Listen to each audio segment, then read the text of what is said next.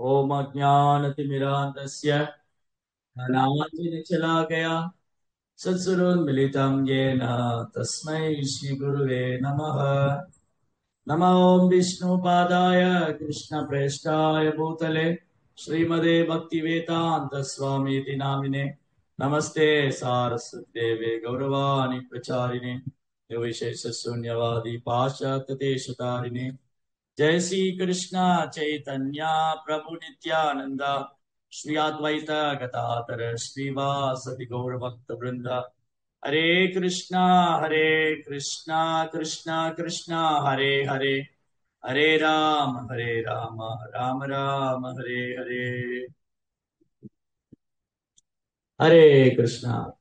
பக்தர் எல்லாருக்கும் இனிமையான காலை வணக்கம். இன்றைய பாகவத சத்சங்க வகுப்புல கலந்துருக்கிற எல்லா பக்தர்களுக்கும் என்னுடைய பணிவான ஸ்ரீமத் பாகவதம் 3ஆம் ஸ்கந்தம் 6வது அத்தியாயம் விஸ்வரூபத்தின் சிருஷ்டி. இன்னைக்கு படிக்கிற ஸ்லோகம் 33 மற்றும் 34. பத்யாம் பகவதோ யஜ்ஞே சுஷ்ருஷா தர்ம சித்தயே தஸ்யாம் ஜாதப்ரா சூத்ரோ யத் ப்ருத்யா துஷ்யதே ஹரிஹி. அதன் பிறகு வர்ணாசிரம கடமைகளை பாதுகாப்பதற்காக பரமபுருஷனின் கால்களிலிருந்து சேவை தோன்றியது. பகவானின் கால்களில் உள்ள சுந்தரர்கள் அவரை சேவையினால் திருப்திப்படுத்துகின்றனர். ஏதே வர்ணாசதர்மேன யஜந்தி ஸ்வகுரும் ஹரிம் ஸ்ரத்தையாத்ம விசுத்தார்த்தம் யஜ்ஞாதஹ சகவிருத்திபிஹி. இவ்வெல்லா சமூக பிரிவுகளும் அவற்றின் வர்ணாசிரம கடமைகளும் உயிர்வாழின் சூழ்நிலைகளுடன் பரமபுருஷனிலிருந்து பிரிக்கின்றன. இவ்வாறாக பந்தப்படாத வாழ்வையும் தன்னுணர்வையும் பெறுவதற்கு ஆன்மீக குருவின் வழிகாட்டுதலின் கீழ் பரமபுருஷன் ஒருவன் வழிபட வேண்டும். இது நேற்றைய வகுப்போட தொடர்ச்சி. நேற்றைய வகுப்புல வர்ணாச தர்மம்னா என்ன, இந்த வர்ணாச தர்மம் எதனால் தோற்றுவிக்கப்பட்டது, யாரால் தோற்றுவிக்கப்பட்டது, ஏன் தோற்றுவிக்கப்பட்டது அப்படிங்கிறத பேசணும்.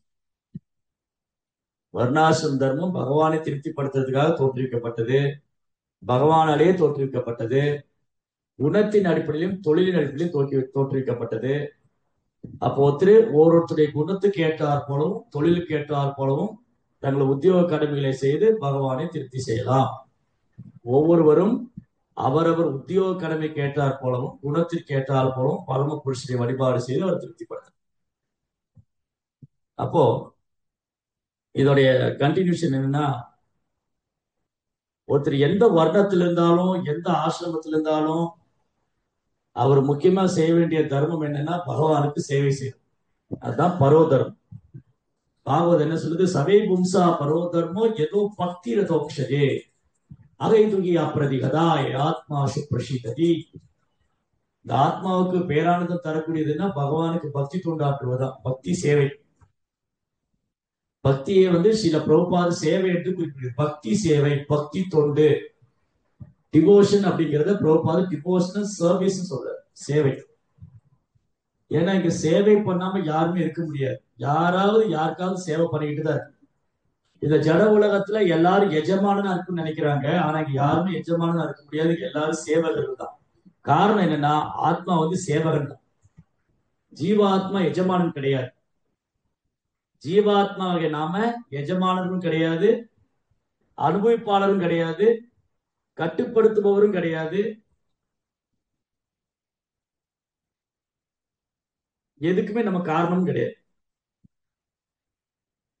அகம்போக்தா, அகம் கர்த்தா, அகம் ஈஸ்வரா. நானே அனுபவிப்பாளன், அகம் போக்தான நானே அனுபவிப்பாளன், அகம் கர்த்தா நானே இதற்கு காரணம், அகம் ஈஸ்வரா நானே கட்டுப்படுத்துபவன். இந்த மூன்றும் ஜீவனுக்கு பொருந்தாது.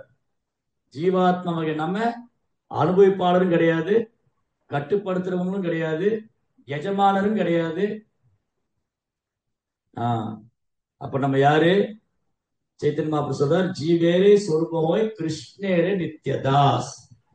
ஜீவாத்மோட உண்மையான சொரூபம் பகவானுடைய சேவகன். அப்போ நம்ம சேவை பண்ணக்கூடிய மனப்பான்மை நமக்குள்ள இருக்கு. நம்ம எல்லாருமே சேவை பண்ண வேண்டியது, யாருமே எஜமானம் கிடையாது. ஆனா பொய்யவங்காரத்தினாலையும் ஜடையற்குடைய முக்குணத்தினால, மாயினால் தூண்டப்பட்ட ஜடையக்கின் முக்குணத்தினாலும் பொய்யாங்காரத்தினாலும் ஒருவன் தன்னை உடலோடு அடையாளம் காணும் பொழுது நான் அனுபவிப்பாளன், நான் கட்டுப்படுத்துபவன், நான் சுதந்திரமானவன், நான் எஜமானன் என்று தவறாக எண்ணிக்கொள்கிறார். ஜட உலகத்துல நம்ம தவறா நம்ம புரிஞ்சுக்கிட்டு இருக்கோம். நம்ம அனுபவிப்பாளர் அல்ல, நம்ம அனுபவிக்கப்பட வேண்டியவங்க. நம்ம கட்டுப்படுத்தணும்னு நினைச்சா யாராவது இங்க நம்மளை கட்டுப்படுத்திக்கிட்டே தான் இருக்காங்க. இயற்கை நம்மளை கட்டுப்படுத்துது, தேவர்கள் நம்மளை கட்டுப்படுத்துறாங்க. அந்த தேவர்களையும் இயற்கையும் பகவான் கட்டுப்படுத்துறாரு. அதனால தேவர்களும் தனித்து சுதந்திரமா செயல்படக்கூடியவங்க அல்ல, இயற்கையும் தனித்து சுதந்திரமா செயல்படக்கூடியது அல்ல. தேவர்களும் எஜமானன் அல்ல, இயற்கையும் தனித்து சுதந்திரமா செயல்படக்கூடியது அல்ல. ஜீவராசி அளவில் நாமளும் தனித்து சுதந்திரமா செயல்படக்கூடியவங்க அல்ல. நம்ம எல்லாருமே பரம புருஷரால் கட்டுப்படுத்தப்படுகிறோம். ஈஸ்வரா பரம ஈஸ்வரர், எல்லோரையும் கட்டுப்படுத்துவோர் பரமேஸ்வரர். ஈஸ்வர பரம கிருஷ்ணா, இந்த கிருஷ்ண தான் பரமேஸ்வரர். ஈஸ்வர பரம கிருஷ்ண சச்சிதானந்த விக்கிரகா, நித்தியமான அறிவு நிறைந்த ஆனந்தமான ரூபம்.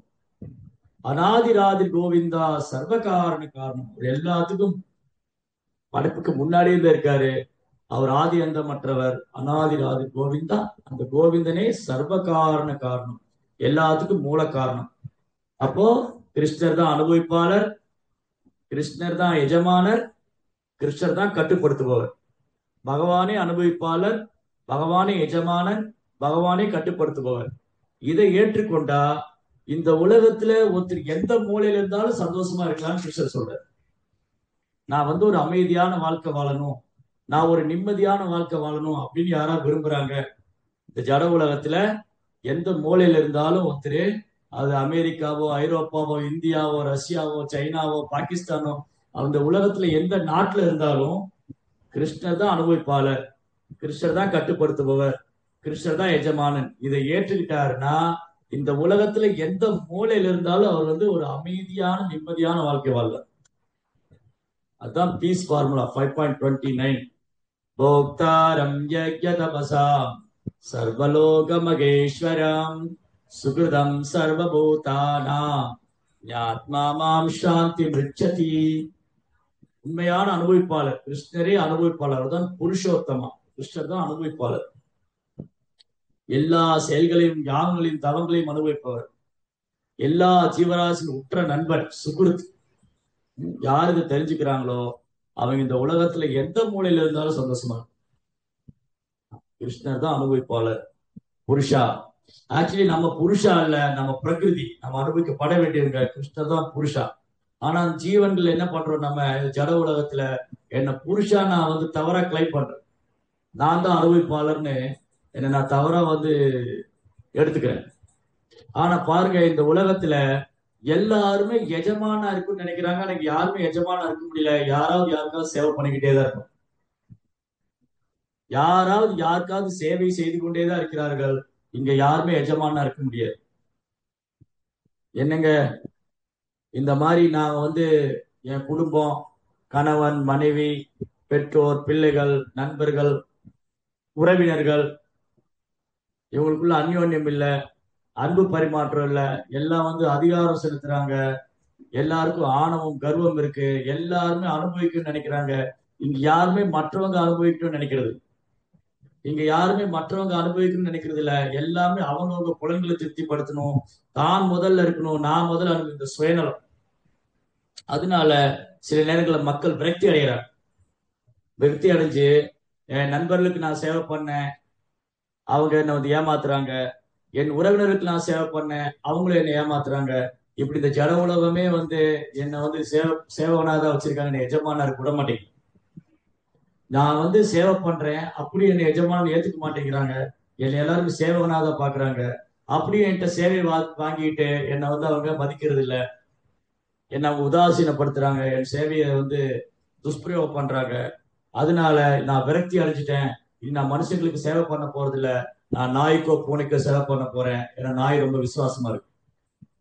அப்போ என்ன பண்றாங்க, மனிதர்களுக்குள்ள சேவை பண்ண பாக்குறாங்க. அதுல விரக்தி அடையும் போது, ஏன்னா யாருமே சேவைய செய்ய தயாரா இல்ல, இங்க எல்லாருமே சேவையை ஏற்றுக்க தான் பாக்குறாங்க.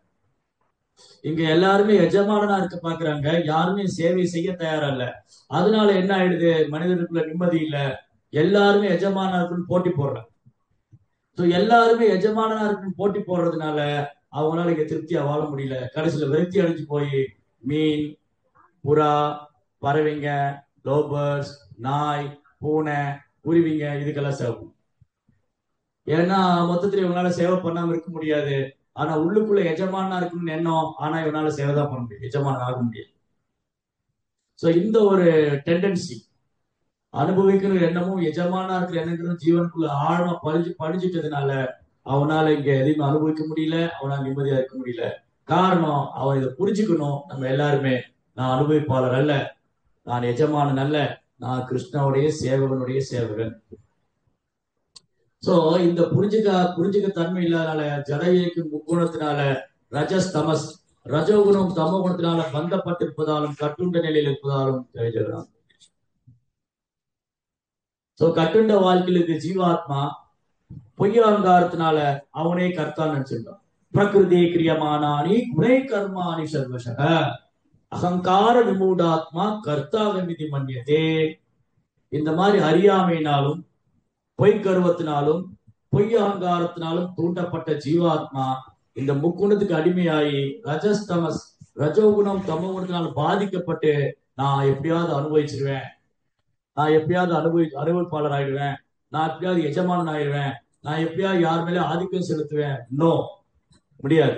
அதுக்கு இந்த உலகம் இடம் கொடுக்காது, இந்த இயற்கையும் இடம் கொடுக்காது. ஏன்னா இது என்னோட உண்மையான நிலை அல்ல, இது என் உண்மையான நிலை அல்ல. இதை மறந்து போய் நம்ம லைஃப் ஆஃப்டர் லைஃப், இதை மறந்து போய் நம்ம பிரிவு தோறும் ட்ரை பண்ணிட்டே இருக்கோம், முயற்சி பண்ணிட்டே இருக்கோம். என்னால அனுபவிச்சிட முடியுமா, நான் அனுபவிப்பாளர், நான் எல்லாரையும் கட்டுப்படுத்தணும், நான் எல்லாரையும் என் கண்ட்ரோல்ல வச்சுக்கணும், நான் எல்லாத்தையும் அனுபவிக்கணும், நான் இயற்கையை அடக்கி ஆளணும் அப்படின்னு நினைச்சு போராடிட்டு இருக்கு. ஆனா இது ஒரு நாள் நிறைவேற போறது இல்லை. காரணம், இது மாயை. ஏன்னா இந்த ஜட உலகத்துல யாரும் யாரையும் கட்டுப்படுத்த முடியாது, யாருமே அதிகாரம் செலுத்த முடியாது. ஏன்னா இங்க எல்லாருமே எஜமானா இருக்குன்னு நினைக்கிறாங்க, யாரும் சேவகனா இருக்க தயாரா இல்லை. ஆனா ஜீவனுடைய உண்மையான நிலை சேவகனா இருக்கிறது தான். ஆனா துரதிருஷ்டவசமா அதை நம்ம ஏற்க மறுக்கிறோம். சேவை செய்வதுதான் எல்லா ஜீவராசிகளுக்கும் உண்மையான தொழிலாகும். ஜீவராசிகள் பகவானுக்கு சேவை செய்ய வேண்டியவர்களாவர். இத்தகைய சேவை மனப்பான்மையினால் அவர்களால் சமயத்தில் பூர்ணத்துவம் பெற முடியும். வர்ணாசிரமத்துல பிராமணா, சத்திரியா, வைஷ்யா, சூத்ரா. பிராமணர் புத்திசாலி பிரிவினர், சத்திரியர் நிர்வாகம் பண்ணக்கூடிய பிரிவினர், வியாபாரி வைஷ்யர் வியாபார பிரிவினர், சூதரர் தொழிலாளர் பிரிவினர். இது சேவைங்கிறது சூதரர்களுக்கு மட்டுமல்ல, எல்லோரும் இறைவனுக்கு சேவை செய்து ஆக வேண்டும். அவங்கவுங்க குணத்துக்கு ஏற்றாற் போலும், அவங்கவுங்க தொழிலுக்கு ஏற்றாற் போலும் சேவை செய்யணும். ஒரு பிராமணர் வேத மந்திரங்களை பாராயணம் செய்யறது மூலமாகவும், பகவானுக்கு அபிஷேகம் செய்வது, ஆராதனை செய்வது, அலங்காரம் செய்வது, நிவேதனம் இது மூலமா அவர் பகவானுக்கு சேவை செய்யலாம். ஒரு சத்திரியர் தன்னுடைய திறமை கொண்டு பெரிய கோயில்கள் கட்டலாம், பெரிய அளவுல பிரம்மாண்டமா நிகழ்ச்சிகளுக்கு ஏற்பாடு செய்யலாம். இதெல்லாம் ஒழுங்கா நடக்குதான்னு பரீட்சை பண்ணலாம், இது சரியா நடத்துறதுக்கு கட்டளை இடலாம். இந்த மாதிரி சத்திரியர் தன்னுடைய சேவையை பகவானுக்கு செய்யலாம். ஒரு வியாபாரி நிறைய தானியங்கள் உற்பத்தி பண்ணி கோயில்ல வந்து சமர்ப்பிக்கலாம். தானியங்கள், காய்கறிகள், பால், பழம் இது கொண்டு எல்லாருக்கும் அன்னதானம் செய்யலாம், பிரசாத விநியோகம் பண்ணலாம். ஒரு தொழிலாளர் பிரிவினர் பெரிய ரதம் செய்யறது, ஏரி வெட்டுறது, குளம் வெட்டுறது, பெரிய பெரிய கோயில்கள், பிரம்மாண்டமான மண்டபங்கள், பெரிய பெரிய கோயில்கள், ராமேஸ்வரம், ஜெகநாத் புரி, ஸ்ரீரங்கம், காஞ்சிபுரம், பிரம்மாண்டமான கோயில்கள், கற்கோயில்கள். வியந்து பாக்குறவங்க போனா எப்படி இந்த கல்லை தூக்கி நிறுத்தி இருப்பாங்க, எப்படி இந்த கல் இப்படி அடுக்கி வச்சிருக்காங்க, எப்படி இந்த கோயில் கோபுரம் நிக்குது, எப்படி இந்த கோயில் நிக்குது, வியந்து பார்க்கும் அளவுக்கு உடல் உழைப்பு செஞ்சிருக்காங்க. அப்போ எல்லாருடைய சேவையும் தேவைப்படுது. எல்லாருமே பிராமணனுடைய சேவை பண்ண முடியாது, எல்லாருமே சத்திரியனா இருக்க முடியாது, எல்லாருமே வியாபாரியா இருக்க முடியாது, எல்லாருமே சுந்தரனா இருக்க முடியாது. ஆக மொத்தத்துல ஒருத்தர் வர்ணத்துல எந்த வர்ணத்துல இருந்தாலும் அவர் சேவை தான் செய்கிறார். ஒருத்தர் பிராமணனா இருந்தாலும் பகவானுக்கு சேவை தான் பண்ணணும், ஒருத்தர் சத்திரியனா இருந்தாலும் பகவானுக்கு சேவை செய்துதான் ஆக வேண்டும். ஒருத்தர் வியாபாரியா இருந்தாலும் அந்த வியாபாரத்து மூலமா பகவானுக்கு சேவை. எப்படி எந்த வர்ணத்தில் இருந்தாலும் எந்த ஆசிரமத்தில் இருந்தாலும் அவர் பகவானுக்கு சேவை புரிகிறார். சோ வர்ணாசிரமத்தின் குறிக்கோளை சேவை செய்வதுதான். அது அவங்கவுங்க குணத்துக்கு தொழிலுக்கு தகுந்தாற் போல சேவைகள் இருக்கு. இன்னைக்கு பழமையான கோயில்கள்ல ஸ்ரீரங்கம், காஞ்சிபுரம், ஜெகநாதபுரி, இந்த பழமையான கோயில்கள்ல அந்தந்த வம்சாவளியாக சேவை செய்யறவங்க இருக்கத்தான் செய்யறாங்க. பிராமண குலத்தில் வந்த பண்டிதன்மார்கள் பூஜை சேவை செய்து கொண்டே இருக்கிறார்கள். அப்புறம் சத்திரிய வம்சத்துல வந்த மன்னன்மார்கள் அந்த கோயிலை பராமரிக்கும் சேவையில் ஈடுபட்டு கொண்டுதான் இருக்கிறார்கள். அப்புறம் வியாபாரம் செய்யக்கூடிய பக்தர்கள் அவங்களால முடிஞ்ச தானியங்களையும் காய்கறிகளையும் பழங்களையும் கொண்டு கோயில்ல வந்து சமர்ப்பிக்கிறாங்க. அப்புறம் இன்னைக்கு வந்து கோயில்ல வந்து மத்தாளம் வாசிக்கிறவங்க, துந்துபி ஓதுறவங்க, அப்புறம் மணி அடிக்கிறவங்க, அப்புறம் வந்து பகவான் பல்லக்கு சுமந்து செல்றவங்க, அதுக்கப்புறம் தேர் ரதம் செய்யறவங்க, அவங்களும் இருக்கத்தான் செய்யறாங்க. அப்போ ஒரு கோயில்ல திருவிழா நடக்குன்னா இங்க 4 பேருமே இருக்கணும். எனக்கு தேர் வேணுங்க, ஆனா நான் எல்லாரும் பிராமணரா தான் இருப்பேன், எங்களால தேர் பண்ண முடியாதுன்னு சொல்ல முடியாது. தேர் இழுக்கணும். இப்போ ஜெகநாதபுரியில தேர், ஜெகநாதபுரியில பிரம்மாண்டமான 3 தேர் இருக்குன்னா இந்த பிரம்மாண்டமான 3 தேர்களை பிராமணரால செய்ய முடியாது. ஏன்னா பிராமணருக்கு அந்த உடல் உழைப்பு கிடையாது, அவங்க புத்திசாலி பிரிவு. அப்ப அவங்க போய் தேர் செய்ய முடியாது. அதனால அவங்க என்ன பண்றாங்க, ஜெகநாதரை வந்து கோயிலுக்கு எழுந்தருள பண்ணுவது, அவருக்கு நிவேதனம் செய்வது, இந்த சேவை அவர் செய்யறாங்க. சோ ராஜா என்ன பண்றாரு, தேருக்கு தேவையான செலவுகளை ஏற்றுக்கிறார். அது எப்படி செய்யறாங்க, ஒழுங்கா பண்றாங்களா, எந்த மாதிரி கோயில்ல நிர்வாகம் நடக்குது, எந்த மாதிரி கோயில்ல வந்து பூஜைகள் நடக்குது, இதெல்லாம் பரிச்சை பண்ண வேண்டியது மன்னருடைய கடமை. அப்ப அந்த சேவை அவர் செய்யறாரு. இந்த சேவை போய் ஒரு சூத்திரத்தை கொடுக்க முடியாது, இல்ல இந்த சேவை போய் பிராமணர்கிட்ட கொடுக்க முடியாது. பிராமணனுடைய வேலை பகவானுக்கு அலங்காரம் செய்வது, நிவேதனம் செய்வது, பூஜைகள் செய்வது. சத்திரியனுடைய வேலை இதெல்லாம் சரியா நடக்குதான் பரிச்சை செய்வது. வியாபாரிகளுடைய வேலை கோயிலுக்கான தானியங்களையும் காய்கறியும் பழங்களையும் கொண்டு வந்து அன்னதானத்தில் ஈடுபடுத்துவது. சூதருடைய வேலை அந்த ரத வீதியை வந்து சமன்படுத்துவது, அந்த ரதம் வர்றதுக்கு வீதிகளை சரி பண்றது, ரதம் செய்யறது, பல்லக்கு பகவான் தூக்கி வர அந்த சப்பர பல்லக்கு செய்யறது, இது மாதிரி பல்வேறு சேவைகள் அவங்களுக்கானது. இப்போ இவங்க சேவை அவங்க மாத்தி அவங்க இப்படி எல்லாம் பண்ண முடியாது. அவங்களுக்கு உண்டான சேவை அவங்க செய்யலாம். அப்புறம் தகுதி இருந்ததுன்னா பிராமணருடைய சேவையும் செய்யலாம். இப்போ ஒருத்தர் வந்து பிறப்பால் சூதரா இருக்காரு, ஆனா அவர் வேத மந்திரங்களை பாராயணம் செய்து பக்தியில வந்து பக்குவமாகறாருன்னா அவரால் பிராமணனுக்கு உண்டான தொழிலையும் செய்ய முடியும். அவர் வந்து பூஜை செய்யலாம், யாகம் பண்ணலாம், தவம் செய்யலாம், விரதம் இருக்கலாம், அதுவும் பண்ணலாம். சோ அதனால இதுக்கு ப்ராப்பர் ட்ரைனிங், அதுதான் அடுத்த ஸ்லோகத்துல சொன்னாங்க. இந்த எல்லா சமூக பிரிவுகளும் அவற்றின் வர்ணாசிரம கடமைகளும் உயிர்வாளிகளின் சூழ்நிலைகளுடன் பரமபுருஷத்திலிருந்து பரமபுருஷத்திலிருந்து பிறக்கின்றன. இவ்வாறாக பந்தப்படாத வாழ்வையும் தன்னுணர்வை பெறுவதற்கு ஆன்மீக குருவின் வழிகாட்டுதலின் கீழ் பரமபுருஷரை ஒருவர் வழிபட வேண்டும். அப்ப என்னுடைய நேச்சர் என்ன, குணம் என்ன, என்னுடைய நேச்சர் என்ன, என்னுடைய தொழில் என்ன, எனக்கு எதுல ரொம்ப ஆர்வம் இருக்கு, இதை வந்து ஆன்மீக குரு கண்டுபிடிக்கிறேன்.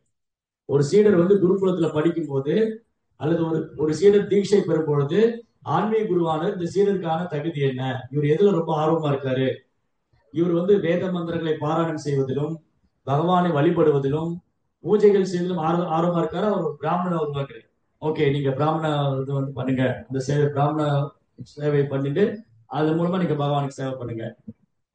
இல்ல இவருக்கு வந்து நிர்வாக திறமை ரொம்ப இருக்கு, இவர் கோயிலை நிர்வாகம் செய்யணும், பக்தர்களுக்கு சேவைகளை பகிர்ந்து கொடுக்கணும், பக்தர்களை மெயின்டைன் பண்ணணும், கோயிலை பராமரிக்கணும், இந்த மாதிரி நிர்வாகத்திற்கு உள்ளவங்க சத்திரியார், அந்த சேவையை அவங்க எடுத்துக்கலாம்.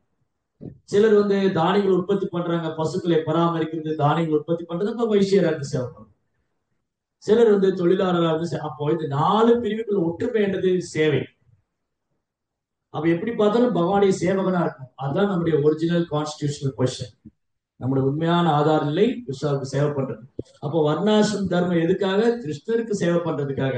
வர்ணாசிரம தர்மம் எதுக்காக, கிருஷ்ணரை திருப்திப்படுத்துறதுக்காக. வர்ணாசிரம கொள்கை நோக்கம் பகவானை அடையிறது. இதை விட்டுட்டு வேற என்ன பண்ணாலும் அது நான் கால வரையம்னு பாவம் சொல்லு. அத பொம்பே துஜஸ்ரேஷ்டா வர்ணாசிரம விவாகச சாம்சிதசி தர்மச சாம்சித்தி ஹரிதோஷனம், பகவானை திருப்திப்படுத்தணும். அதே சமயம் ஒருத்தர் இந்த தர்மத்தினுடைய கொள்கைகளை வந்து தீவிரமா பின்பற்றுறாங்க, பிராமண கலாச்சாரம், சத்திரிய கலாச்சாரம் இதெல்லாம் ஒழுங்கா ஃபாலோ பண்றாங்க, ஆனா பக்தி செய்யல, அவங்க பகவானுக்கு சேவை பண்ணலைன்னா தர்ம சனுஷிதாபம் சார் விஸ்வக்ஷேன கதாசுயா நோத்பாதையே எதிரெதிரும் ஸ்ரமையை வைக்க கேவலம் சிம்பிளி வேஸ்ட் ஆஃப் டைம். ஒருத்தர் பெரும் பண்டிதனா இருக்காரு, சாஸ்திரம்லாம் படிச்சிருக்காரு, ஆனா பகவானுடைய சேவகனா இல்ல, என்ன பிரயோஜனம்? ஒரு பெரிய நிர்வாக திறமை உள்ளவரா இருக்காரு, உலகத்தையே ஆள்றாரு, இல்ல ஊரே ஆள்றாரு, ஒரு பெரிய மன்னரா இருக்காரு, ஆனா பக்தரா இல்ல, என்ன பிரயோஜனம்? ஒரு பெரிய வியாபாரியா இருக்காரு, ஆனா பகவானுக்கு சேவை பண்ணல, என்ன பிரயோஜனம்? அதே சமயம் ஒருத்தர் தொழிலாளியா இருக்காரு, தன்னால இயன்ற அளவுக்கு பகவானுக்கு சேவை பண்றாருன்னா அவர் என்ன எழுதுட்டு. அதனால இங்க சேவைதான் பிரதானமா இருக்கிறது. இந்த 4 வர்ணத்துக்கும் ஆசிரமத்துக்கும் சேவைதான் பிரதானம். யாரை எந்தெந்த சேவையில் ஈடுபடுத்துவது என்பது அந்த கலை ஆன்மீக குருவுக்கு தெரியும். அந்த சீடரை பரீட்சை செய்து அந்த சீடருடைய குணநலங்களை ஆராய்ச்சி செய்து இவருக்கு இந்த சேவை கொடுக்கணும் அப்படிங்கிறது குரு தீர்மானிக்கிறது. அந்த மாதிரி ஓவரால் வர்ணாசிரம சிஸ்டம் வந்து பக்தி, கிருஷ்ணர் மேல தூய அன்பு அடைவர் தான், கிருஷ்ணரை அடைவர் தான், வேற எந்த நோக்கத்துக்காக இல்லை. வர்ணாசிரம தர்மம் வேற எந்த நோக்கத்துக்காக இல்லை. உயர்ந்த பிரிவினர் தாழ்ந்த பிரிவினர் மேல ஆதிக்கம் செலுத்துவதற்கோ, தாழ்ந்த பிரிவினர் உயர்ந்த பிரிவினர் அடிமையா இருக்கிறதுக்கோ அல்ல. அது நம்ம தவறா புரிஞ்சுக்கிட்டு இருக்கிறோம். உயர்ந்த பிரிவினர் வந்து தாழ்ந்த பிரிவினர் மேல அதிகாரத்தை செலுத்துறது, தாழ்ந்த பிரிவினர் வந்து உயர்ந்த பிரிவினரால் கட்டுப்படுத்தப்படுவது, இல்ல இவங்க அந்த இடத்துக்கு போகணும்னு நினைக்கிறது. இது எப்போ இந்த போட்டியும் பிரச்சனையும் சண்டையும் இப்போ இருக்கு இந்த உலகத்துல. இந்த உலகத்துல எப்பவுமே இருக்கு. உயர்ந்த பிரிவினர் வந்து தாழ்ந்த பிரிவினர் மேல ஆதிக்கம் செலுத்துறது, தாழ்ந்த பிரிவினர் அந்த உயர்ந்த இடத்துக்கு வரணும்னு நினைக்கிறது, அவங்கள வந்து கண்ட்ரோல் பண்ணணும், அவங்கள விட நாங்க உயர்ந்த நிலையில வரணும்னு நினைக்கிறது. இந்த போட்டி சச்சரவு சண்டை இது எப்போ இருக்கு. காரணம் இதோடைய தாத்பரியம் என்னன்னு தெரியல. இதோடைய தாத்பரியம் என்னன்னு தெரியாம இதை வந்து உடலோடு அடையாளப்படுத்திக்கிட்டு உடல் சார்ந்த விஷயங்களை கவரப்பட்டு பொய் கருவத்தினாலும் பொய் அகங்காரத்தினாலும் சண்டை போடுறாங்க. ஆனா அது உண்மை அறிந்தவங்க எல்லாரும் சேர்ந்து பகவானுக்கு சேவை பண்ணுவாங்க. அவங்கவுங்க அவங்க குணத்துக்கு தொழிலுக்கு தகுந்த போல பகவானுக்கு சேவை பண்ணுவாங்க. அப்ப ஆக மொத்தத்துல பக்தி தொண்டு பகவத் சேவை இதுதான் பிரதானம். ஒருத்தர் பிராமண குலத்துல பிறந்திருக்காரு, நான் பகவானுக்கு சேவை பண்ணல, நான் அவர் எப்படி பகவான்கிட்ட போவார்? அதே சமயம் ஒருத்தர் சூத்திர குலத்துல பிறந்திருக்காரு, பகவானுக்கு சேவை பண்றாருன்னு அவர் பகவான்கிட்ட போயிடுவார். அப்ப பிராமண குலத்துல பிறந்தா மட்டும் போதும், அது மட்டும் தகுதியாக சேவை மனப்பான்மை தான் தகுதியாக இருக்கின்றது. நம்ம எளிமையா இருக்கிறோமா, பணிவா இருக்கிறோமா, சேவை செய்யறோமா, அதுதான் பிரதானம். ஒருத்தர் எந்த குலத்துல பிறந்திருந்தாலும் பக்தி தொண்டுங்கிற பாதைக்கு வந்துட்டாருன்னா அவர் பகவான் விளக்குவதில்லை. ஆங்கி பார்த்த வெபாசித்ய ஏபிஷு பாப்பயோனையா ஸ்திரியோ வயசு ததா சூத்ரா தேபி ஆங்கி பராம்பரி. என்னை யார் வேணா சன்னதையெல்லாம் யார் வேணா என்கிட்ட வரலாம், நான் யார் மேலே ஏத்துக்குவேன். அது பெண்களோ வியாபாரிகளோ இலிகுலத்துல பிறந்தவோ யாரா இருந்தாலும் சரி, என்னை சரணாகதி என்று வந்து விட்டால் அவரை ஏற்றுக்கொள்வேன். அப்படி இருக்கும்போது கிம்புனர் பிராமணா பக்தியா ராஜரிதிஸ்ததா அனித்யம் அசுகம் லோகம் இமம் பிராப்திய மஜஸ்வமா. அப்போ இலிகுலத்துல பிறந்தவங்க, எந்த ஒரு தகுதி இல்லாதவங்க, பாவகரமான வாழ்க்கையை வாழ்றவங்க, அவங்களே பகவான் கிட்ட சரணாகதி என்று வந்து விட்டால் ஏற்றுக்கொள்வாரே. ஆனால் ஏற்றுக்கொள்வார்ன்ற பட்சத்துல அப்ப பிராமணர்கள் சத்திரியர்கள் பக்தர்கள் இவங்களை பத்தி சொல்ல என்ன இருக்கு? அப்ப எப்படி பார்த்தாலும் ஒருத்தர் பிராமணனோ சத்திரியனோ வைஷ்யனோ சூத்திரனோ இந்த ஜட உலகம் தற்காலிகமானது. அனித்யம் அசுகம் லோகம், இந்த உலகம் நிரந்தரம் இல்லை, இந்த உலகம் சுகம் தரக்கூடியதல்ல, அழியக்கூடியது. அதனால பக்தி தொண்டு மட்டும்தான் நிரந்தரமானது. நான் ஒரு பிராமண குலத்துல பிறந்திருக்கலாம், அதனால பிராமணன் பெருமை கொள்ளலாம், ஆனா பக்தி செய்யலைன்னா இந்த பிராமண வாழ்க்கை நிரந்தரம் இல்லை. நான் ஒரு சூத்திர குலத்துல பிறந்திருக்கலாம், ஆனா நான் பக்தி செய்யறேன்னா நான் எதை இழந்துட்டேன், நான் எதையுமே இழக்கல, நான் பகவான் அடையேன்.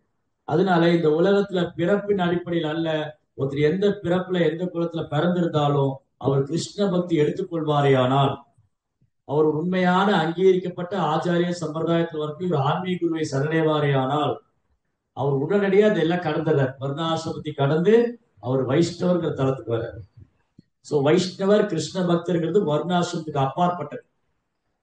அப்போ வைஷ்ணவர் அல்லது கிருஷ்ண பக்தனா எந்த வர்ணத்திலிருந்து வரலாம், எந்த ஆசிரமத்திலிருந்து வரலாம், யார் வேணாலும் பகவானை பக்தராகலாம். பிரகலாத் மகாராஜா வந்து ராட்சச குலத்தை சார்ந்தவர், அசுர குலத்துல பிறந்தவர்.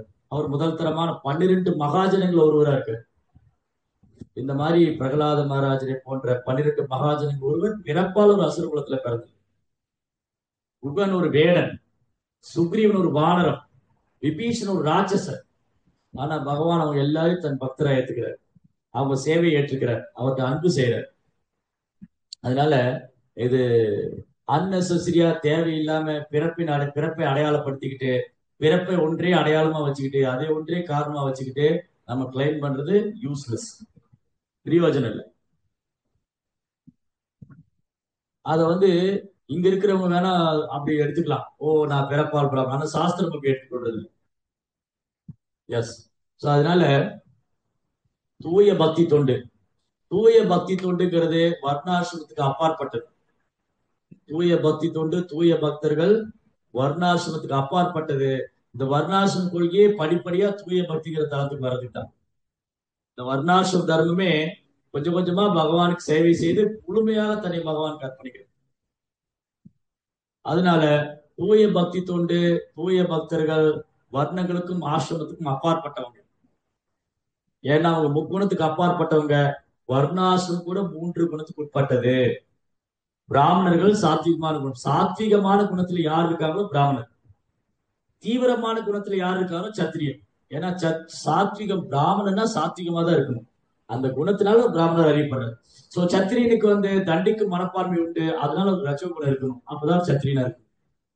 வியாபாரி ரஜோகுணம் தமோ குணம் கலந்திருப்பாரு, சூத்ரன் தமோ குணத்துல இருப்பாரு. அப்ப இந்த 4 வர்ணங்களும் முக்குணத்துக்கு உட்பட்டதுதான். ஆனா தூய பக்தி தொண்டு முக்குணத்துக்கு அப்பாற்பட்டது. சகுணான் சமதி இதைதான் பிரம்ம பூயாய கல்பதே மாமியச்சோ அவ்யபிச்சாரேன பக்தியோகேன ஜஸ்தேவை. சோ களங்கமில்லாத உண்மையான பக்தி தொண்டு, தூய பக்தி தொண்டு முக்குணத்துக்கு அப்பாற்பட்டது. அந்த பக்தி தொண்டுல நம்ம செயல்படும் போது, முக்குணத்தை கடந்த நிலையில வரும்போது, நான் இந்த உடல் அல்ல ஆத்மா. அப்ப நான் இந்த உடல் அல்ல ஆத்மா, நான் எங்க பிராமணன், சத்திரியன், வைசியன், சூத்திரன், பிரம்மச்சாரி, கிரகஸ்தன், வரப்பத்த, சன்னியாசி. ஆத்மா பிரம்மச்சாரி கிடையாது, ஆத்மா சன்னியாசி கிடையாது, ஆத்மா குடும்பஸ்தன் கிடையாது, ஆத்மா பிராமணன் கிடையாது. அப்ப ஆத்மா இந்த அடையாளங்களுக்கு அப்பாற்பட்டது.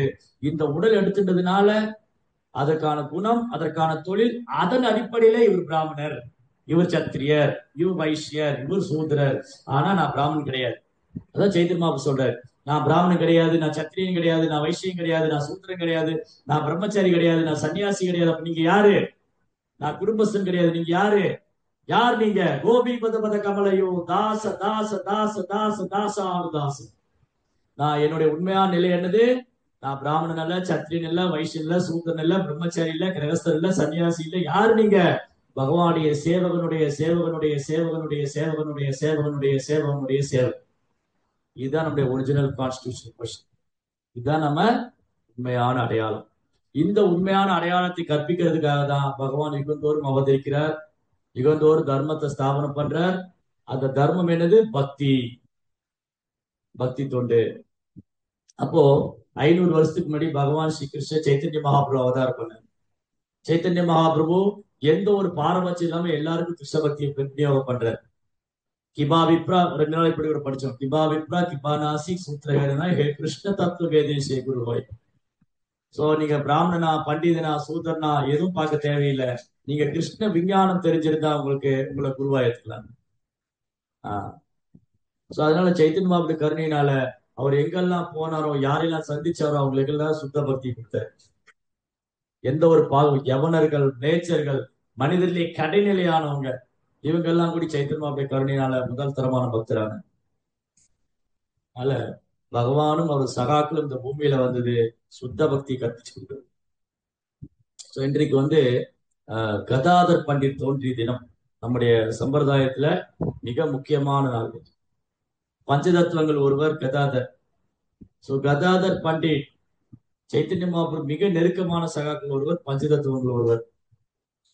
ரிஷபானு சுதேதேவி, ரிஷபானு மகாராஜின் புதல்வியும் விருந்தாவனேஸ்வரியுமான ஸ்ரீமதி ராதாராணி. எப்பெல்லாம் பகவான் கிருஷ்ணர் பூமியில வராங்களோ அப்ப ராதாராணி கூட வராங்க. கிருஷ்ணர் சைத்தன்ய மகாபிரபுவாக ராதையோடைய பாவத்துல சைத்தன்ய மகாபிரபு வந்தாரு. அப்ப ராதாராணி கதாதரா இந்த பூமியில வந்தாங்க. கிருஷ்ணர் சைத்தன்ய மகாபிரபு ராதாராணியுடைய பாவத்துல வராங்க. அந்த ராதாராணியே மகாபிரபுட்ட அன்பு பரிமாற்றம் செய்யறதுக்காக கதாதர பண்டிதர் அந்த பூமியில வந்தார். சோ கதாதர் பண்டிட், கதாதர் அவர் குழந்தை பிராயத்திலிருந்தே எளிமை, பணிவு, துறவு, பற்றின்மை, கிருஷ்ண உணர்வில் ஆர்வம், நாம ஜபம், எப்பவும் பக்தர் சங்கம், இப்படிதான். கதாதர்னாலே பௌதிகத்துல பற்றற்றவர், பகவான் மேல பற்றுடையவர். இப்படி சிறு வயதிலிருந்தே கதாதர் வைஷ்ணவருக்கு சேவை செய்வது, இதுதான் நம்ம மனித வாழ்க்கையின் குறிக்கோள். சோ கதாதர் பண்ணி இந்த பூமியில வந்து என்ன காமிச்சு கொடுக்குறாரு? சேவை மனப்பான்மை தான் உயர்ந்தது. பகவானுக்கும் பகவானது பக்தர்களுக்கும் சேவை செய்வதுதான் நம் வாழ்க்கையின் ஒரே குறிக்கோள். மனித வாழ்க்கையின் ஒரே குறிக்கோள் கிருஷ்ணரை திருப்திப்படுத்துவது, கிருஷ்ணாவை சந்தோஷப்படுத்துவது, கிருஷ்ணருக்கு சேவை செய்வது, அவரது வைஷ்ணவர் பக்தர்கள் அடியார்கள் அவர்களுக்கு சேவை செய்வது. சோ கதாதர் அவருடைய நெருக்கமான நண்பர் முகுந்த தத்தா. சோ நவதீபத்துக்கு எந்த வைஷ்ணவர் வந்தாலும் கதாதரும் முகுந்தரும் போய் சேவை பண்ணுவாங்க. ஏன்னா வைணவருடைய ஆசீர்வாதம் இல்லாம எங்க கிருஷ்ணனுடைய கருணை? வைஷ்ணவருடைய ஆசீர்வாதம் இருந்தா தான் கிருஷ்ணனுடைய கருணை. அப்போ கதாதர் வைணவருக்கு சேவை பண்றதுல அவ்வளவு ஆர்வம் இருக்கார். அப்போ ஒரு முறை நவதீபத்துக்கு ஒரு ஆச்சாரியர் வர்றாரு, புண்டரீக் வித்யாநிதி. ஒரு நாள் சைத்தன்ய மகாபிரபு நாம சங்கீர்த்தனம் பண்ணிட்டே போனார். ஹரே கிருஷ்ணா கிருஷ்ண கிருஷ்ணா ஹரே ஹரே, ஹரே ராமா ராம ராம ஹரே ஹரே கீர்த்தனை பண்ணிட்டு போனவர் திடீர்னு இடையில புண்ட்ரிகா புண்ட்ரிகா புண்ட்ரிகா வித்யாநிதி வித்யாநிதி வித்யாநிதி அப்படின்னு சான் பண்ற. அப்படி சொல்றாரு. வைஷ்ணவர்கள் எல்லாம் பாக்குறாங்க, மகாபுடைய சகாக்கள் எல்லாம் பாக்குறாங்க, என்னது மகாபிரபு ஹரே கிருஷ்ணா மந்திர கீர்த்தனை பாடிட்டு இருக்குச்சே வந்து புண்ட்ரிகா புண்ட்ரிகாங்கிறாரு. ஒருவேளை அவர் அந்த செந்தாமரை கண்ணனை சொல்றாரோ? பகவான் கிருஷ்ணருக்கு புண்டரீகாட்சன் என்று திருநாமம். புண்டரீகாட்சன் என்றால் செந்தாமரை கண்ணன். அதனால சைத்தன்ய மகாபிரபு கிருஷ்ணரை புண்டரீகாட்சன் என்று அழைக்கிறாரோ? இல்லையே, வித்யாநிதி எதை சொன்னார்? அதிகாரி வித்யாநிதி, புண்டரீக் வித்யாநிதி எதை சொன்னாரு? அப்ப சைத்தன்ய மகாபிரபு சொல்றாரு, நீங்க யாருன்னு அவரை பார்க்கல. ஏன்னா இவங்க எல்லாம் மேற்கு வங்காளத்துல இருக்காங்க, புண்ட்ரிக் வித்யாநிதி கிழக்கு வங்காளத்துல இருக்க. புண்ட்ரிக் வித்யாநிதி எனக்கு அப்பா மாதிரி. அவர் வந்து பிரேமநிதி, அவர் கிருஷ்ண பக்தியின் பிரேமத்தின் சொரூபம். அவருடைய இதயத்தில் எப்பவும் பகவான் கிருஷ்ணர் குடிகொண்டிருக்காரு. அவர் ஆகச் சிறந்த ஒரு பக்தர், பிரேம பக்தர், பகவான் மேல அவ்வளவு அன்பு வச்சிருக்காரு. அந்த புண்ட்ரிக் வித்யாநிதி எனக்கு ரொம்ப பிரியமானவர். இன்னைக்கு கொஞ்ச நாள் அவர் நவதீப் வருவாரு. அப்ப நீங்க எல்லாம் கூட அவர் தரிசனம் பண்ண போறீங்க. அந்த பெரும் மகாத்மா, அந்த உன்னதமான பக்தரை, சுத்த பக்தரை, பாகவதரை நீங்க எல்லாம் தரிசனம் செய்ய போறீங்க. அவர் நவதீபத்துக்கு வருவாரு, அவருடைய சங்கத்துக்காக நான் காத்துட்டு இருக்கேன்னு சொல்றாரு மகாபுரு. அதே மாதிரி ஒரு நாள் புண்ட்ரிக் வித்யாநிதி நவதீபத்துக்கு வந்தார். புண்ட்ரிக் வித்யாநிதி நவதீபத்துக்கு வந்த போது முகுந்த தத்தா ஓடி வந்தாரு. கதாதரா கதாதரா, புண்ட்ரிக் வித்யாநிதி ஒரு ஆச்சாரியர் வந்திருக்காரு, வைஷ்ணவர், நம்ம சேவை பண்ண போலாமா? கதாதர் சொன்னாரு, முகுந்த தத்தா என்ன கேட்டுட்டீங்க நீங்க? வைஷ்ணவர் வந்திருக்காரு, சேவை பண்ண போலாமான்னு கேக்குறீங்க. நம்ம முதல்ல போய் நிக்க வேண்டாமா? அடியார்களுக்கு சேவை பண்ணாலவா பகவான் திருப்தி அடைவாரு, நம்ம மேல கருணை காண்பாரு. அடியாரின் ஆசீர்வாதம் அல்லவா இறைவனை அடைவதற்கு ஒரே வழி. நான் தாமதிக்க மாட்டேன், உடனே வாங்க போலாம். ரெண்டு பேரும் ஓடி போறாங்க. மூந்து தத்தாவும் கதாதரும் புண்ட்ரிக் வித்யாநிதி இடத்துக்கு போறாங்க. ஒரு பெரிய அரண்மனைக்குள்ள கூட்டிட்டு போறாரு. புண்ட்ரிக் வித்யாநிதியோட அரண்மனை. அவருக்கு வந்து ஈஸ்ட் பெங்கால்ல, கிழக்கு வங்காளம், இன்னைக்கு பங்களாதேஷ்ல சிட்டகாங்னு ஒரு டிஸ்ட்ரிக்ட் இருக்கு. அங்க வந்து புண்ட்ரிக் வித்யாநிதியோட அரண்மனை இருக்கு, அவருடைய பேலஸ். அதே மாதிரி அவருக்கு வெஸ்ட் பெங்கால்ல ஒரு அரண்மனை இருந்தது நவதீப்ல, பிரம்மாண்டமான அரண்மனை. முழுக்க வந்து பளிங்கு கற்களால கட்டப்பட்டது. அப்போ என்ன பண்ணாரு, முகுந்த தத்தா இந்த அரண்மனை கூட்டிட்டு போறாரு. கதாதர் பாக்குறாரு, என்னடா அது முகுந்த தத்தா ஏதோ அரண்மனைக்குள்ள கூட்டிட்டு வர்றாரு, ஒரு பெரிய மாளிகையா இருக்கு, இங்க என்ன வைஷ்ணவருக்கு போறாங்க? வைஷ்ணவர்னு சொன்னா ரொம்ப எளிமையானவங்க, சாதாரணமா வாழ்வாங்க, துறவிகளா இருப்பாங்க, பௌதிகத்துல பற்றுதல் இல்லாம இருப்பாங்க.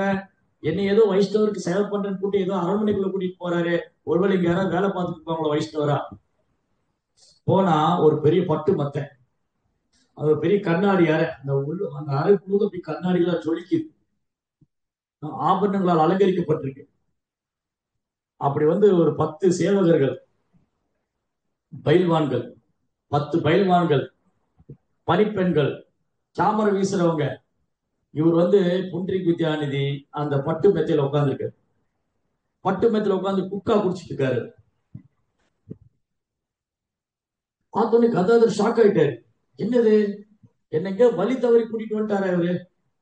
ஏதோ வைஷ்ணவருக்கு சேவை பண்றேன்னு கூட்டிட்டு வந்தாரு, இங்க ஏதோ ஒரு பௌதிகவாதி உட்கார்ந்துருக்காரு. இவர் பாருங்க எவ்வளவு ஆப்புலண்டா இருக்காரு. கையில, காதுல, கழுத்துல, மூக்குல எல்லாத்தையும் ஆபரணங்கள். காதுல வந்து கமல் கடுக்கன் போட்டிருக்காரு. கழுத்துல ஒரு பெரிய ஆபரணம், அட்டிகை, மாலை. கையில வந்து பிரேஸ்லெட் என்ன, மோதிரம் என்ன.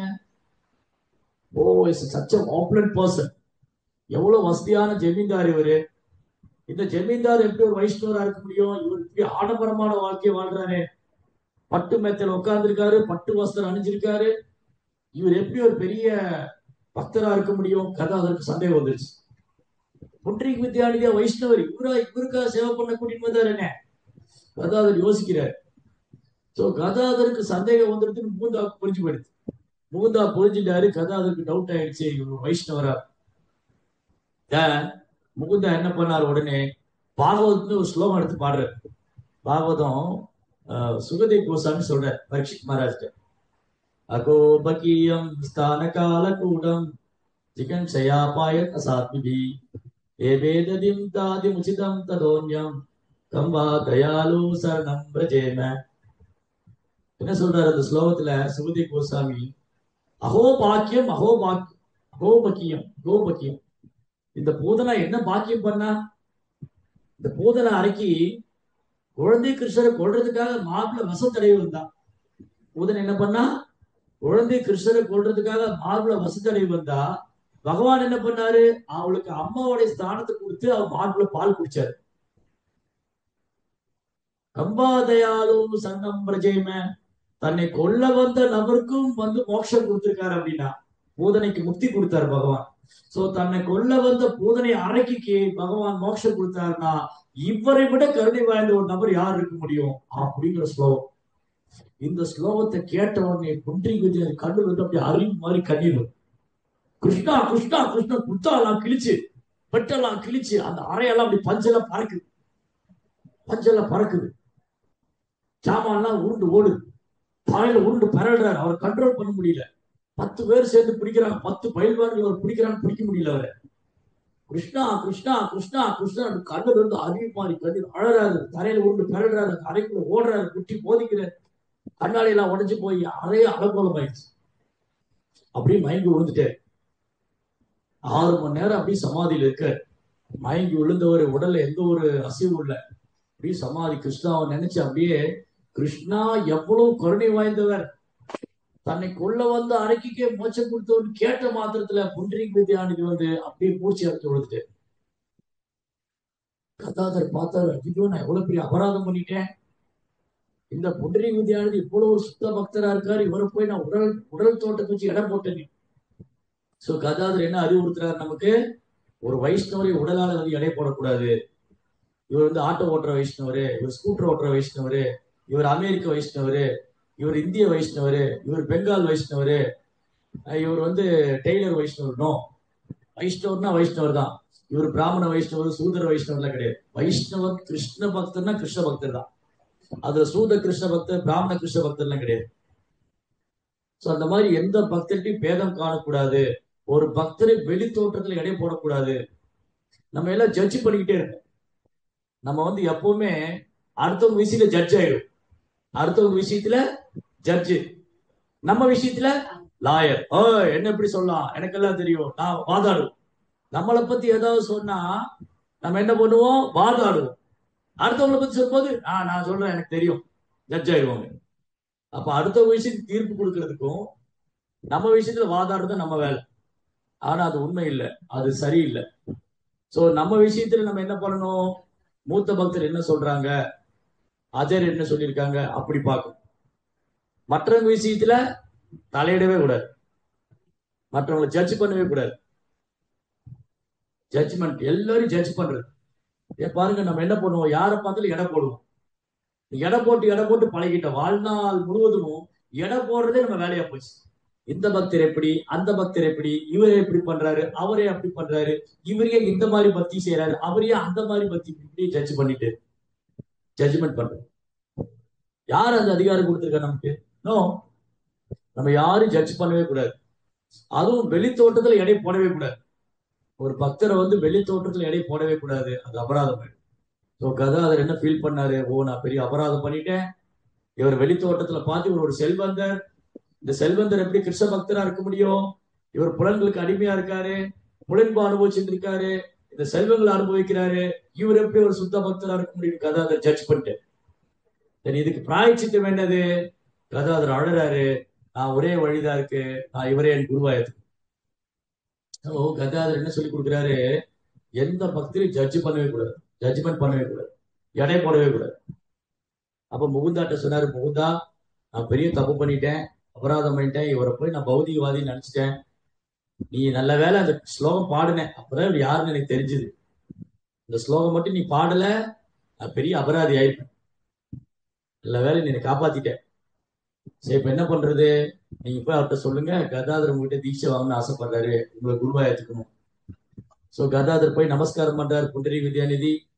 புண்டரி வித்யாநிதி கதாதர் அப்படியே தோளோடு கட்டி தழுவிக்கிட்டார். சோ சொல்றாரு புண்டரி வித்யாநிதி, கதாதர் மாதிரி எனக்கு ஒரு சீடர் கிடைக்க நான் ரொம்ப பாக்கியப்பட்டிருந்தேன். ஏன்னா கதாதருக்கு பிறவியிலிருந்தே பௌதிக பட்டத்துல பௌதிக ஆசை கிடையாது. அவருக்கு ஒரே குறிக்கோள் கிருஷ்ணாவுக்கு திருப்தி பார்க்கணும், கிருஷ்ணாவுக்கு சேவை பார்க்கணும், கிருஷ்ணனுடைய சேவகனுடைய சேவகனா இருக்கு. சோ முகுந்த தத்தா சொன்னாரு, ஓ புண்டரி வித்யாநிதி, கதாதர் உங்கள்கிட்ட தீட்சை வாங்கணும்னு ஆசைப்படுறாரு. Yes, very nice. இந்த குழந்தை என்னுடைய சீடனா இருக்குது, நான் பண்ண பாக்கியம் அப்படின்னு கதாதர மடியில வச்சு முத்தம் எடுறாரு புண்டரி வித்யாநிதி. சோ யாருங்க ரெண்டு பேரும்? Pundari Vidyanidhi, Rishabhan Maharaj. So Gadadhar Shrimati Radharani. So eternal relationship, நித்தியமான உறவு இருக்கு. சோ புண்டரி வித்யாநிதி கதாதர் தீட்சை வாங்கிட்டாரு. மகாபிரபு போய் சொன்னார், மகாபிரபு நான் புண்டரி வித்யாநிதி தீட்சை வாங்கிட்டேன். யா, வெரி நைஸ் மகாபிரபு, ரொம்ப சந்தோஷம். புண்டரி வித்யாநிதி தீட்சை வாங்க ரொம்ப பாக்கியம் பண்ணிருக்கணும், எப்பேற்பட்ட பக்தர் அவரு.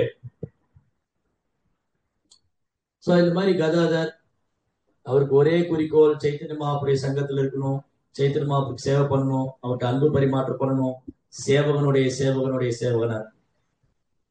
சைத்தன்ய மகாபுரு சன்னியாசத்துக்கு ஜெகநாத் புரி போனாரு. கதாதர் வாழ்நாள் முழு பிரம்மச்சாரியா இருந்தார், கல்யாணமே பண்ணிக்கல. சைத்தன்ய மகாபுரு சன்னியாசம் எடுத்துட்டாலும் அவரும் சன்னியாசம் எடுத்துட்டாரு. அவர் என்ன முடிவு பண்ணாரு? சைதன்ய மகாபுரு டிசைட் பண்ணாரு, ஜெகநாத் புரியில தான் இருக்க போறேன். அப்போ சைதன்ய மகாபிரபு ஜெகநாதபுரியில தான் இருக்க போறேன்னா மகாபிரபு எங்க இருக்காரு? நிழல் போல பின்தொடர்வார் கதாதர். அதனால கதாதர் முடிவு பண்ணாரு, நான் கஷேத்திர சன்னியாசம் எடுத்துட்டு போறேன்.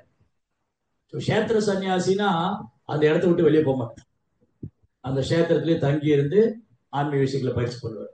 சோ கதாதர் முடிவு பண்ணாரு, சைதன்ய மகாபிரபு ஜெகநாதபுரிய வந்து வச்சுக்கிட்டாரு, அங்கேயே இருக்க போறதா முடிவு பண்ணிட்டாரு. நானும் மகாபிரபுடைய சங்கத்திலே இருக்கணும், மகாபிரபு ஒரு செகண்ட் அவரால் பிரிஞ்சிருக்க முடியாது, அதனால அவரு கஷேத்திர சன்னியாசி. ஒரு நாள் சைதன்ய மகாபிரபுவும் கதாதரும் கடற்கரை பக்கம் உட்கார்ந்துருக்காங்க. உடுப்பி இதுல பூரி பீச் சைடு கடற்கரை, ஒரு பெரிய மணல் மேடு. அந்த மணல் மேடு மகாபிரபு அப்படியே கையில தள்ளிட்டே இருந்தாரு. அதுல இருந்து ஒரு அழகான விக்கிரகம், கோபிநாத் விக்கிரகம். அந்த கோபிநாத் விக்கிரகத்தை மகாபிரபு கதாதத்தை கொடுத்து வர்ஷிப் பண்ணுங்க.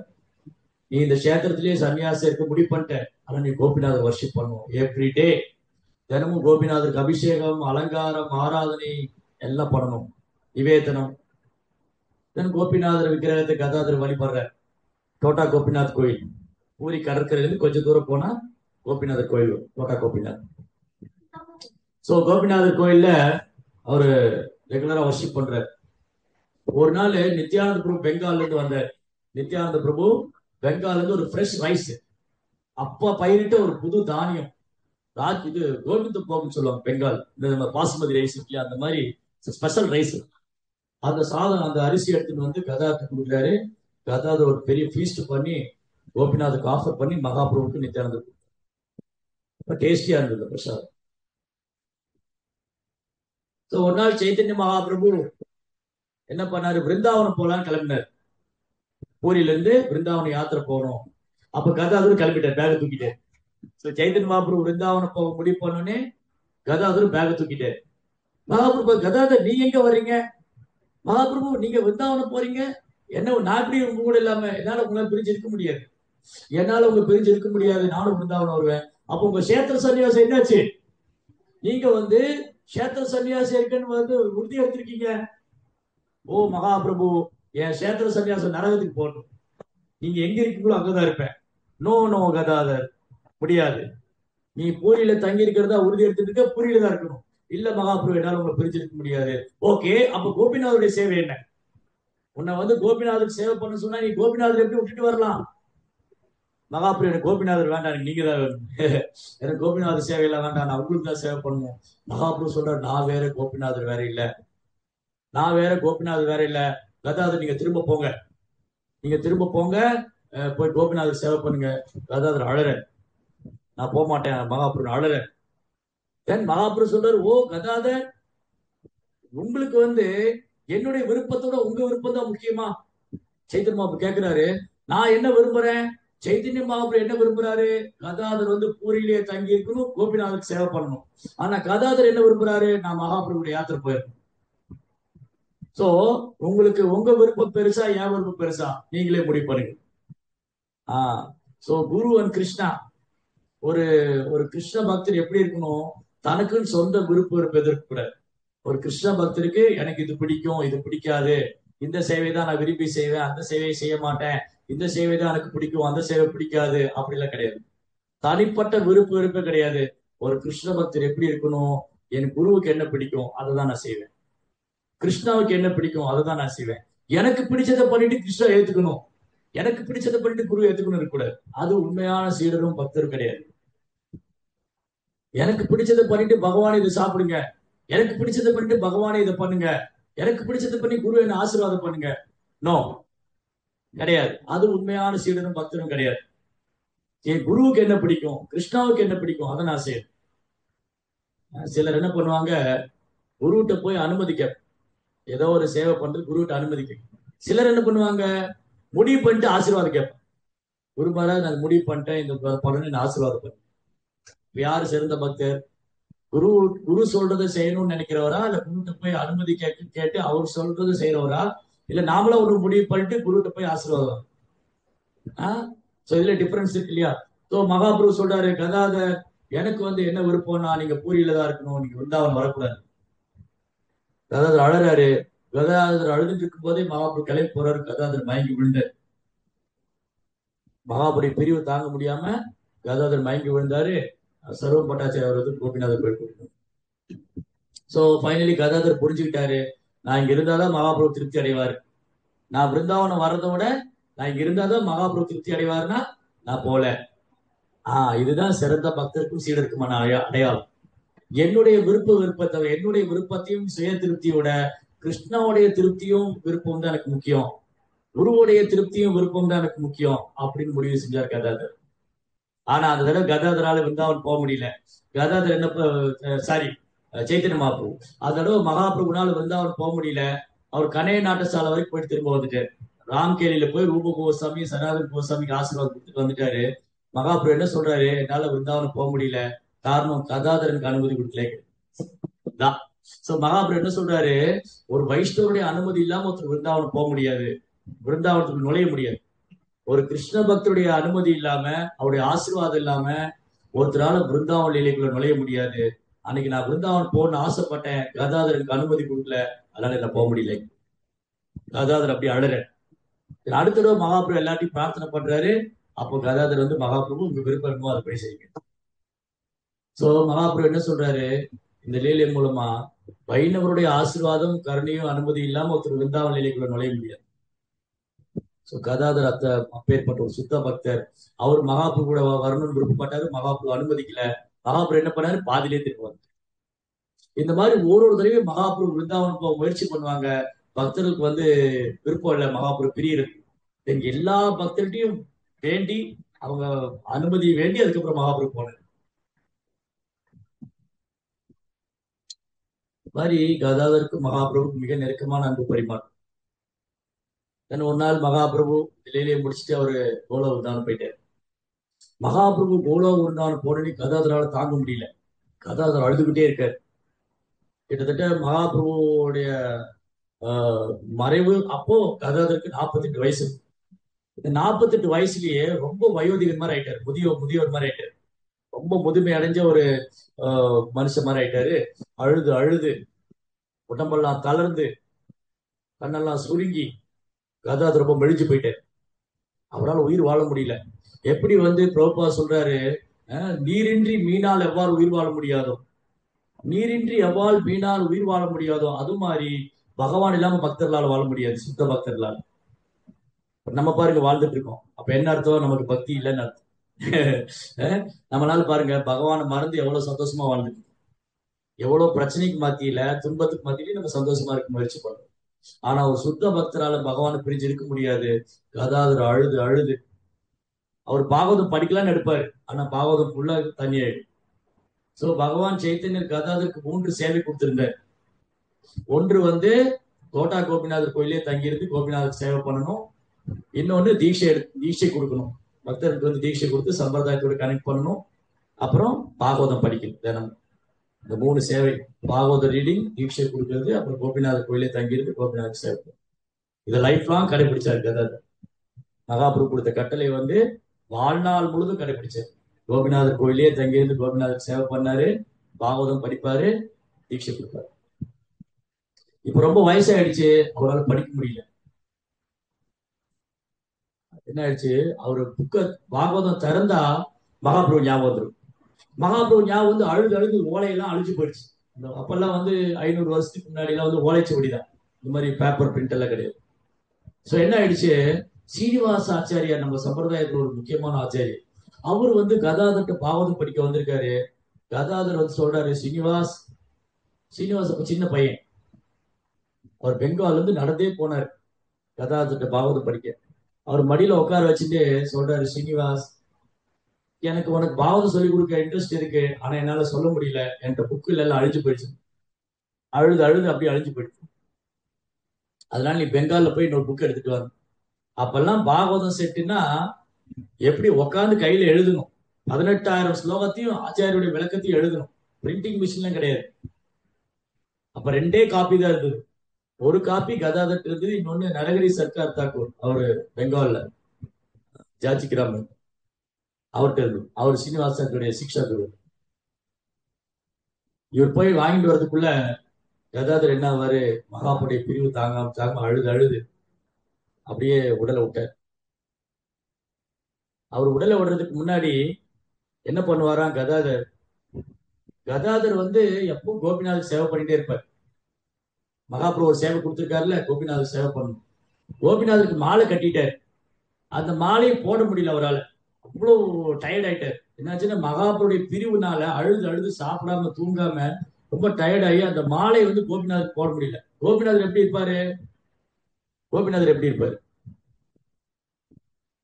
முடிக்கிறீங்க அப்படி புல்லாங்குழல் வச்சு திரிபங்கா 3 வளைவு, கோபிநாதர் வந்து 3 வளைவு நின்றுட்டு இருப்பார், சாமம் திரிபங்க லலிதம்.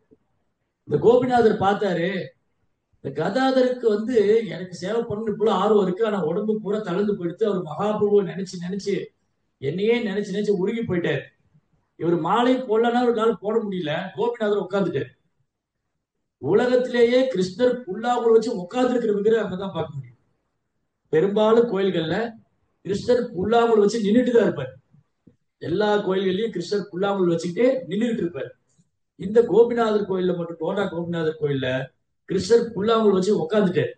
ஏன் உட்கார்ந்தாரு, கதாதரால மாலை போட முடியல, ரொம்ப கஷ்டப்பட்டுட்டாரு. கோபிநாதர் உட்காந்துட்டாரு, நான் உட்காந்துட்டு அவர் அழகா மாலை போட்டுருவேன், அப்படி மாலை போட்டார். அது மாதிரி கதாதருடைய அன்பு, அவருடைய பக்தி, அவர் சேவை, பகவானே அப்படியே மயங்கி போயிட்டார் ஒரு சேவையில். இந்த மாதிரி சேவை பண்ணணும், நம்ம சேவையில பகவானே மயங்கி போயிடும். அப்ப என்ன ஆயிடுச்சு, கோபிநாதருக்கு மாலை போட்டாரு.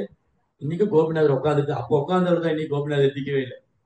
அங்க போனீங்கன்னா கோபிநாதர் கோயில்ல கோபிநாதர் உட்கார்ந்துட்டார், தரிசனம் கொடுப்பார் புல்லாங்குழல் வச்சு. மகாபிரபு வந்து அந்த கோபிநாதர் விக்கிரகத்துக்குள்ள போய் மறைச்சிட்டேன், அது கோபிநாதர் விக்கிரகத்துக்கு போய் மறைச்சிட்டேன். அதே மாதிரி கதாதர் என்ன பண்ணாங்க, மகாபிரபு நினைச்சுட்டே அப்படியே இந்த கோபிநாதர் விக்கிரகத்துக்கு போய் மறைச்சிருக்கோம், இந்த உடலை விட்டுருவார் அவர் பகவானுடைய உலகத்துக்கு. அது மாதிரி கதாதருடைய வாழ்க்கை நமக்கு அழகழகான பாடம். எப்படி பணிவா சேவை பண்ணணும், எப்படி சேவகனுடைய சேவகனா இருக்கணும், எப்படி குருவை கிருஷ்ணரை திருப்திப்படுத்தணும், எப்படி பௌதிக பற்றுதல் இல்லாம பகவான் மேல பற்றுதல் வளர்த்துக்கணும், இதெல்லாம் கதாதர் கத்துக்கணும். ஒரு சுத்த பக்தர் ஆகணும் அப்படின்னு சொன்னா இந்த சுத்த பக்தருடைய ஆசீர்வாதம் அவரை அடிச்சு விட்டு இருப்பாரு. கதாதர்கிட்ட பிரார்த்தனை பண்ணுவோம், நமக்கு கிருஷ்ணர் மேல தூய அன்பு பிரேமம் வரணும். நம்ம எல்லாரும் பகவானுடைய சேவகனுடைய சேவகனுடைய சேவகனுடைய சேவகனுடைய சேவகனுடைய சேவகனுடைய சேவகனுடைய சேவகனா இருக்கணும். हरे कृष्ण। गंगा श्रीमद भागवतम की जय, श्री गदाधर पंडित महोत्सव की जय। हरे कृष्ण।